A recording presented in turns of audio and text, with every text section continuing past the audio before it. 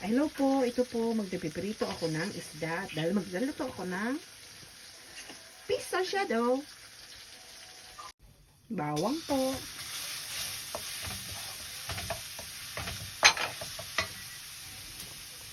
Meron po akong sibuyas, red bell pepper, green red pepper, and shiitake. Ginisa ko na ang onion and garlic. Medyo papulahin ng konti, brownish. Lagay ko na po ang kamatis, tomato.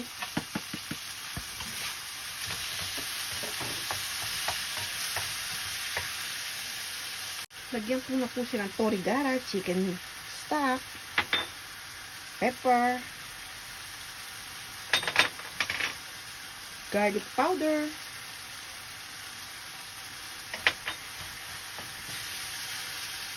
at konting fish sauce. Konti lang po. Ilagay ko na po ang red bell pepper, at ang shiitake.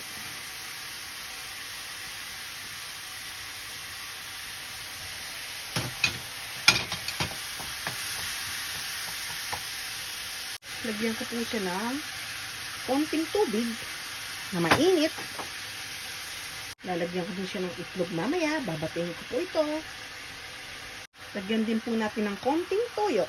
Konti lang po. Lagay na po ang green pepper. Lagyan din po tayo ng konting asukal. Ito na pong itlog. Ang egg, ilalagay na natin.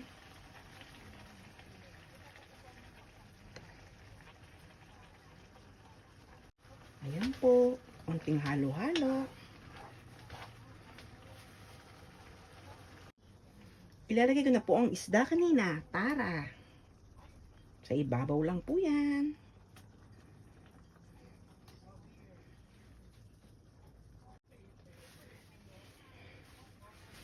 Finish na po to. Pizza shadow with tomato.